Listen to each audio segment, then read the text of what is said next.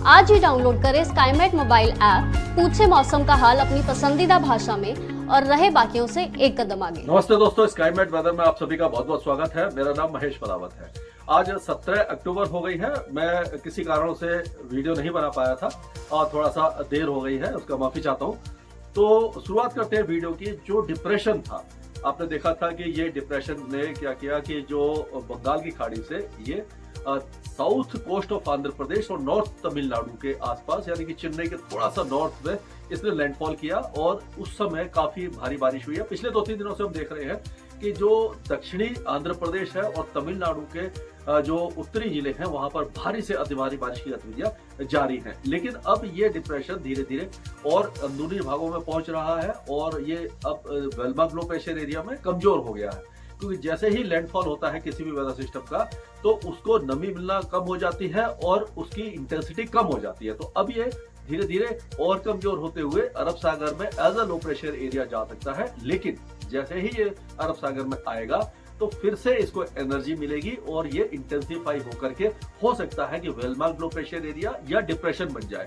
लेकिन सबसे बड़ी बात यह है कि ये उत्तर पश्चिम दिशा में, जैसे पहला डिप्रेशन आपने देखा था, उसी तरह से ये उत्तर पश्चिम दिशा में आगे बढ़ना जारी रखेगा और उसका कोई भी खतरा ये जो भारत का जो तट है यहाँ पर दिखाई नहीं देने वाला है। लेकिन इसके प्रभाव से अगले 24 घंटों के दौरान जो आंतरिक कर्नाटक है, तेलंगाना के कुछ इलाके हैं, आंध्र प्रदेश और जो दक्षिणी महाराष्ट्र है, यहाँ पर तेज बारिश होने की संभावना नजर आ रही है। उसके बाद बारिश की गतिविधियों में थोड़ी सी कमी आएगी, लेकिन लाइट टू मॉडरेट में बारिश की गतिविधियां जारी रहेगी।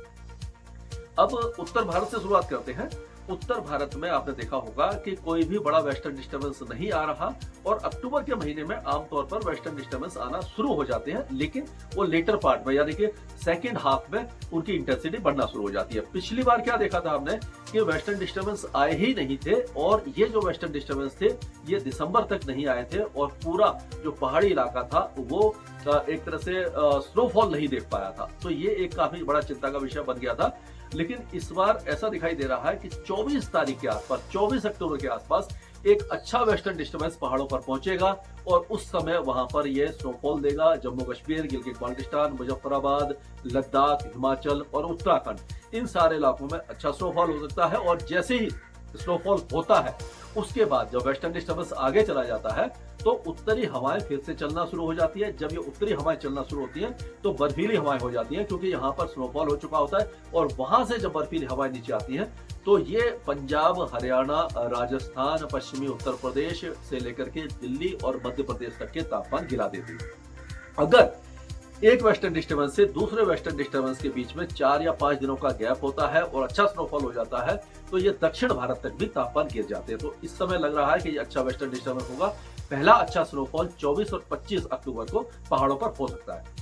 अगर आपका कोई भी प्लान है, पिछले साल आप नहीं देख पाए, तो आप जा सकते हैं और आनंद उठा सकते हैं। और अभी फिलहाल अगर पंजाब, हरियाणा और दिल्ली की बात करें तो इस इलाके का मौसम सूखा रहेगा। उत्तर प्रदेश, बिहार, झारखंड और पश्चिम बंगाल, ये इलाके भी अभी सूखे रहेंगे। यहाँ पर बारिश होने की संभावना काफी कम दिखाई दे रही है। मानसून हट चुका है। उत्तर पूर्वी मानसून अब कभी भी दस्तक दे देगा, क्योंकि उत्तर पूर्वी दिशा से हवाएं चलना शुरू हो जाएंगी। लेकिन एक नया डेवलपमेंट होने वाला है। उत्तर पूर्वी हवाएं जब चलती हैं तो उससे अगर बीच में कोई डिस्टर्बेंस आ जाता है तो कभी कभी डिले हो जाता है। क्या होता है कि अब एक जो साउथ अंडमान सी है, या माफ कीजिएगा नॉर्थ अंडमान सी में, अंडमान सागर के आसपास एक चक्रवाती हवाओं का क्षेत्र बना है और जो बहुत जल्दी ही लो प्रेशर एरिया उसके प्रभाव से बनेगा और धीरे धीरे ये इंटेंसिफाई होकर के वेलमार्क लो प्रेशर एरिया बनेगा और डिप्रेशन बन जाएगा। और ये जो डिप्रेशन है ये उत्तर पश्चिम दिशा में आगे बढ़ेगा और ऐसा दिखाई दे रहा है कि 23 और 24 तारीख के आसपास ये तट के आसपास पहुंच सकता है। अब ये तूफान बनेगा या नहीं बनेगा, इसके लिए अभी से कहना मुश्किल है। अगर ये तूफान बनता है तो जैसे मैंने पहले बताया था कि जो अरब सागर में बनने वाला था वो नहीं बना और जो बंगाल की खाड़ी में बना था तो वो बनना ही नहीं था, क्योंकि तट के काफी पास था और वो डिप्रेशन बन के ही उसने लैंडफॉल कर दिया। अब अगर ये इंटेंसिफाई होता है, ज्यादा देर तक समुद्र में रहता है, तो ये DANA दाना बन जाएगा। इसका नाम कतर द्वारा दिया गया है। और अभी जो इनिशियली जो मॉडल दिखा रहे हैं वो आंध्र प्रदेश या उड़ीसा के तट के आसपास, उत्तरी आंध्र प्रदेश या उड़ीसा के तट के आसपास इसका लैंडफॉल दिखा रहे हैं। लेकिन अभी क्योंकि काफी ज्यादा दिन बचे हुए हैं, अभी कह सकते हो कि एक हफ्ता बचा है, तो इस पर हम नजर रखे रहेंगे, इसके बारे में आपको अपडेट देते रहेंगे। और अगर ये बनता है तो इसका जो ट्रैक वगैरह वो हम आपको बता देंगे। इस समय अगर देखा जाए तो पूर्वी भारत में बारिश की गतिविधियां लगभग थम चुकी हैं, लेकिन उत्तर पूर्वी भारत में बारिश की गतिविधियां जारी रहने की संभावना दिखाई दे रही है। यानी कि आप कह सकते हैं कि पूर्वी बिहार में थोड़ी बहुत बारिश हो सकती है, पश्चिम बंगाल के कुछ इलाकों में, उप हिमालयी पश्चिम बंगाल में अच्छी बारिश होगी, उत्तर पूर्वी राज्यों में भी अच्छी बारिश होगी, लेकिन गंगे पश्चिम बंगाल में हल्की बारिश हो सकती है। उड़ीसा के दक्षिणी जिलों में जैसे कि मलकानगिरी, कोरापुट, गजपति, गंजम, ये जो इलाके हैं यहाँ पर हल्की से मध्यम बारिश की संभावना दिखाई दे रही है। और आंध्र प्रदेश और तमिलनाडु में जैसे बारिश कम हो गई है, लेकिन हल्की से मध्यम बारिश की गतिविधियां कोस्टल और जो साउथ कोस्ट ऑफ उड़ीसा के साथ साथ कोस्टल आंध्र प्रदेश में भी दिखाई देगी। श्रीकाकुलम, विजयनगरम, विशाखापट्टनम, विजयवाड़ा, कृष्णा, गोदावरी, गुंटूर, काकीनाडा, ये सारे इलाके बारिश देख सकते हैं। तेलंगाना में बारिश की गतिविधियां काफी कम रहेंगी, हल्की फुल्की बारिश की गतिविधियां ही रहेंगी।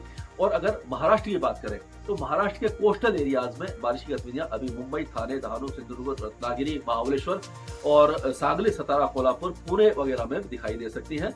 और कुछ हल्की बौछारें मराठवाड़ा और विदर्भ में भी हो सकती है। और अगर गुजरात की बात करें तो गुजरात में आज बारिश की गतिविधियां दक्षिणी गुजरात में जारी रहेंगी और कल और परसों भी दक्षिणी गुजरात में हल्की बारिश है। यानी कि इस बार जो मानसून तो चला गया है, लेकिन बारिश गुजरात में अभी भी जारी है। हालांकि अब भारी बारिश नहीं होगी, लेकिन बारिश की गतिविधियां कुछ ना कुछ दिखाई देंगी। दक्षिणी प्रायद्वीप लगातार, अब क्योंकि उत्तर पूर्वी मानसून सेट इन हो जाएगा, तो जो दक्षिणी प्रायद्वीप है इसमें बारिश की गतिविधियां लगातार जारी रहने की संभावना दिखाई दे रही है। खास करके तमिलनाडु और केरल और दक्षिणी कर्नाटका में काफी अच्छी बारिश की गतिविधियां दिखाई देगी। लक्षद्वीप में हल्की बारिश होगी, लेकिन अंडमान और निकोबार द्वीप समूह में अब बारिश की गतिविधियां काफी तेज हो जाएंगी। कई स्थानों पर मूसलाधार बारिश होगी।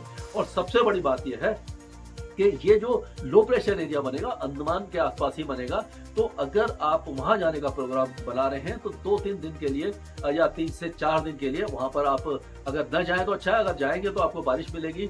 नील, हैवलॉक और पोर्ट ब्लेयर जो टूरिस्ट स्पॉट हैं, ये आइलैंड है, वहां पर वाटर स्पोर्ट्स आप नहीं कर पाएंगे। और क्योंकि समुद्र में ऊंची लहरें उठती हैं उस समय वाटर स्पोर्ट्स बंद हो जाते हैं, तो इस तरह का मौसम रहने वाला है। तो अब कह सकते हैं कि समुद्र में तूफान बनने की संभावना है। पहाड़ों पर नया वेस्टर्न डिस्टर्बेंस, पहला अच्छा वेस्टर्न डिस्टर्बेंस आएगा, बर्फबारी होगी, एक नया वेदर सिस्टम फिर से अरब सागर में बनेगा।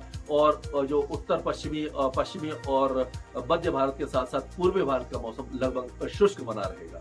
इसके आगे जो भी अपडेट होगा मैं लगातार अपडेट देता रहूंगा स्काईमेट वेदर में।